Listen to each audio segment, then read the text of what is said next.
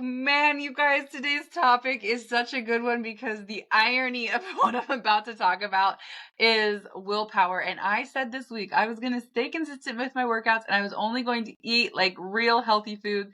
And I just realized that as I'm about to talk about this, I have my first candy of the week.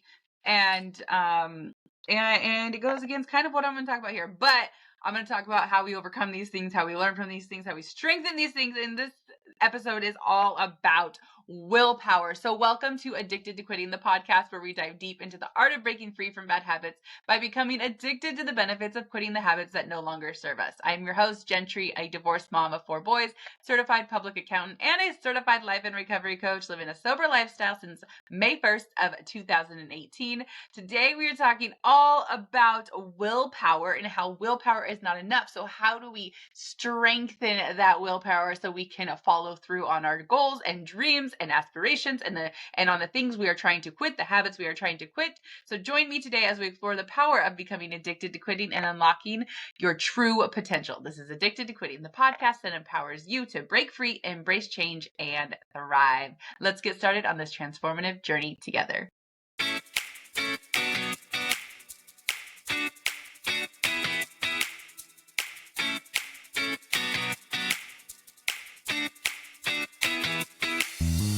Welcome back to another episode of Addicted to Quitting, where we are quitting the habits that no longer serve us so we can level up our lives. And today we are talking about quitting the habit of short-term temptations or giving into short-term impulses, and that's affecting our long-term goals. So willpower. We're talking all about willpower today and how we can strengthen our willpower so that we can reach our long-term goals. So willpower, also known as self-control or self-regulation, refers to the ability to resist short-term temptations or impulses in order to achieve long-term goals. It involves exerting conscious effort to override immediate desires or impulses that may conflict with desired outcomes. Willpower is essential for maintaining self-discipline, making decisions that align with one's values and objectives, and persevering in the face of obstacles and setbacks. It encompasses very cognitive processes, including attention control, emotional regulation, and impulse management. So we are talking about willpower today. So the 6 different topics I'm going to talk about today with willpower, I'm going to give you what it is that can test our willpower and then some ways that we can overcome them. So the very first one is stressful situations. So high levels of stress can deplete our mental resources, making it hard to resist temptations or make disciplined choices. So when we are stressed out, we have to rely much more heavily on our willpower to jump in and hold us back from making impulsive decisions. And that really tests our willpower. That really tests us as a human. So the more that we can reduce our stress, the more that we can practice things that are going to keep us in a more like regulated space, the less likely we're going to have to be in these heightened state and rely on willpower to get us through it. So what are things that we can do for stress management? We can work out regularly. You guys, if you listen to my podcast, if you're on my social media accounts, if you are in my communities, you know that working out is one of the best things that you can do for your body. So if you aren't moving your body, start today. It's a great thing for stress relief. You need to make sure you're watching what you put in your body, right? Like your body needs the proper nutrition. As I say that after I told you guys that I had bottlenecks at the beginning of it. But okay, just don't judge me. I did really, really good in the first 2.5 days of the week. Oh, I just ripped my pants. That is so unfortunate. Anyways, back to what we're talking about here, willpower. I ripped my pants because I'm reading bottlenecks. I'm just kidding. Okay, anyways, I digress. All right, so stressful situations, moving our bodies, meditation, figuring out what's actually triggering us, right? Like, what is the stress? What is it how can I not be in this type of situation? Is it that I'm waiting to the last minute? Am I procrastinating? Is it that I'm get curious with your life, right? Like, man, I want these long-term goals, but I keep giving in to these short-term temptations. Why? Just ask yourself why. What is it? What is it about this that I keep giving into? Is it because it's why am I getting stressed, right? So trying to get curious about your life and what it is that's stressing you out and why it's actually stressing you out, and to see if there's something you need to heal from that. Um and then just making sure you're taking care of your body. Meditation, like I said, some sort of calming music, working out, going for a walk, putting the healthy food in your body. Those are great ways to start managing your stress so that you're not having to be in these heightened states and then having your willpower fail you. Fatigue and sleep deprivation. So when you're tired and sleep deprived, our self-control and decision making abilities tend to be compromised, making it easier to give in to impulses. You have to get the right amount of sleep. You need to be getting sleep. You need to be getting consistent sleep. What are some good ways to get good sleep? Get your phones out of your room. Take your phone out of your room. If you are not sleeping well, get your phone out of your room. If you use it for an alarm clock, have the alarm go off in the other room. It's not loud enough to wake you up, then get a little alarm clock from Amazon for $15. Do something to make sure that you aren't getting distracted by your phone throughout the night. Also, having a little bit colder room can help with sleep. Also, making sure that you have a dark room. So when we don't have to get up early, I put a blanket over the window so that it's nice and dark so we can get good sleep. So making sure that you are taking care of yourself and your sleep is going to help you not be in those heightened states where your willpower is being forced to be tested, because we don't make good decisions when we are in like a very like heightened state when it comes to willpower, right? Like we need other things. We need supporting roles. We need supporting roles in our life so that we can not test ourselves constantly. Like it's not fair to test yourself constantly. So how can you build a supporting role to not have to be necessarily be like stick yourself out there vulnerably like that and be like, I'm gonna hopefully I do better even though I'm stressed out and I haven't slept and I haven't eaten and I'm pissed off and I'm like, no, like why are you setting yourself up to fail? Like give yourself the best supporting roles as you possibly can, and you can do that by making sure you're watching your stress levels and you're sleeping. What else? Number 3, social pressure. Peer pressure or social expectations can challenge our resolve, especially when others are engaging in behavior that conflicts with our goals. Why in the world are you hanging out with people that are not in alignment with the best version of yourself, with the goals you want to accomplish? You need to set boundaries. This is about boundaries. This is about protecting yourself before you're in those social pressures, in those peer pressure, social expectation places. Because guess what? Your goals, your long-term goals are so much more important than like staying friends with people that aren't in alignment with your life. Set boundaries. Set boundaries with yourself, and don't tempt yourself to put yourself in situations that are going to possibly get you off track from that long-term goal. This isn't about being able to prove that we are strong enough. It's about being able to prove that we don't have to prove that we are strong enough. Does that make sense?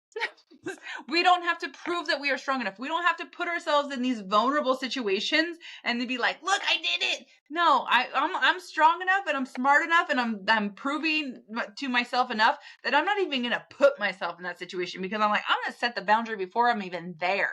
I'm not going to put myself in those types of situations because my long-term goals are better than testing my short-term self-control, right? Like I don't need to prove that I have self-control. I don't need to prove that I have self-regulation. I'm just not even going to test if I have it. I'm just going to say, I'm not even going to go there. I'm not going to hang out with those people. They're not in alignment with my long-term goals. So this is where we set boundaries. Number 4 is emotional triggers, being in environments where you're surrounded by cues or stimulus that are associated with unhealthy habits that can weaken our willpower and increase the likelihood of succumbing to those temptations. Similar to social pressures, don't put yourself in situations or places that are not in alignment with the best version of yourself. Like if you want that long-term goal, you have to set boundaries early. Set those boundaries. Don't go if it's going to be tempting. Don't go if you don't feel like it's in alignment with who you're supposed to be. Like trust your instincts enough that you're saying, I don't need to put myself in this super vulnerable situation to prove to you guys that I'm capable of being in this vulnerable situation. Instead, I'm just going to say that really might not be in alignment with my long-term goals. I'm just going to go ahead and remove myself from that environment. I'm not going to go to that environment. Maybe this is something that you can't avoid, right? So how do we prep to be able to go into that environment? What do you need to do to make sure that you aren't going to be tested or tempted? So if you're trying to not drink and it's a party you have to go to, it's a work party, or it's something that's like you really can't skip out on. How can you prep yourself to walk into something like that where it's like, I'm going to take my own drinks, I'm going to have an accountability partner, I'm going to have somebody else know that I'm not drinking, so that I have somebody else on my arm to support me. So like, how can I strengthen what's my supporting roles in this situation? Not, oh, I'm going to hope for the best and stick my neck out there and hope it doesn't get cut off. No, we're not doing that anymore. We're not going to prove that we can handle it. We're going to prove that we can prep and be prepared to not have to handle it, right? Like, I'm going to strengthen my supporting roles. How do I strengthen my supporting roles? Stress management, working out, building up our confidence in ourselves, building up our resilience, fatigue, making sure I'm sleeping, social pressures, and environmental triggers. I'm not going to put myself in places that are not going to be healthy for me. And if I have to, I'm going to have a supporting role of the healthy habits that I've been achieving for myself. And I'm going to let other people be involved. I'm going to make a game plan going into it, right? So I'm not tested in those situations. Number 5, excuse me.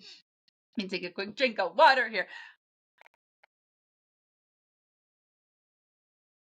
All right, number 5. Number 5 is environmental triggers.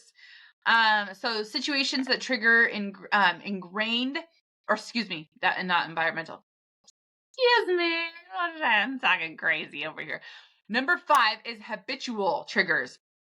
Habitual triggers as situations that trigger ingrained habits or routines can test our willpower, as breaking away from familiar patterns requires conscious effort and self-control. Okay, so here's the deal. Overcoming habits is hard. It is really hard. Like, I'm not even gonna freaking lie to you guys. The habitual triggers are so hard because it's just like this subconscious. Like, a habit is something you do you don't even think about. Like, it's just like you just pick up a cigarette, or you just stop at the gas station. Like, I literally stopped at the gas station on the way home from work every single day. Pretty much, yeah, for sure it was every single day. And it was so like I was like white knuckling it, like trying to not turn it, because it was like so habitual to just turn in and grab some Mike's Hard Lemonades or Limeritas, or mostly it was Mike's Hard Lemonades. But I would grab a couple of those. I would drink them on the way home. This is so bad, you guys, and so crazy that I'm been sober for so long. Like when I retell these stories, I'm like, is that really what I did? This is insane. What was wrong with me? No, I mean, it is what it is. I was an alcoholic. I still am an alcoholic. I'm a recovering alcoholic. I'll always have that impulsiveness, which is why I serve, because serving is very healing for me. Anyways, let me continue to serve you with my knowledge. I was so stuck on those same habits that it was really hard to overcome. It is really hard to overcome. So what do we need to do to build our supporting roles, right? The less decision fatigue we have, the more we're going to be able to strengthen our willpower when we have to use it. Habitual triggers are something that we have to use some sort of self-control, conscious effort, willpower to power through. So how can we build our supporting roles so that we're not having to be so depleted from energy and mental capacity by the time we are faced with a habitual trigger that we have no choice but to just give into it? So stress management, working out, moving our body, taking care of our bodies, sleeping regularly, not putting ourselves in situations that are going to be hard, because that habitual trigger is going to be one of the hardest ones to break. And you have to be willing to do the other things. Decision fatigue, which is kind of what I talk about in the next one with mental fatigue, but decision fatigue reduces our willpower. It makes it like, oh, by the time we have to make another decision, we can't. We're just like, I'm stressed out, I'm over it, I'm tired, I can't do this. And so we have this decision fatigue. So the more that we can take care of these other areas, when we have that habitual trigger, that thing that's like an automatic behavior, we are going to have more strength, more mental capacity, more mental resource to actually combat the willpower that is needed, or to enlist the willpower that is needed to combat the habitual trigger, right? So we ought to do all these other things that aren't necessarily like, we're not waiting until we're in the moment. We're saying, I'm going to prep. I'm going to do these things beforehand. I'm going to do these things so that I don't end up in the moment, right? Like, how can I do these things to help me so that when it comes to when I absolutely have to use my willpower, I am in a place, the strongest, most supporting role place that I possibly can be to be able to overcome this. So number 6 is mental fatigue, which is where I'll talk about decision fatigue. So engaging in tasks that require sustained mental effort, such as decision making or problem solving, can deplete our cognitive resources, leaving us more vulnerable to impulsive behavior. We can strengthen our decision making ability by reducing our decision fatigue.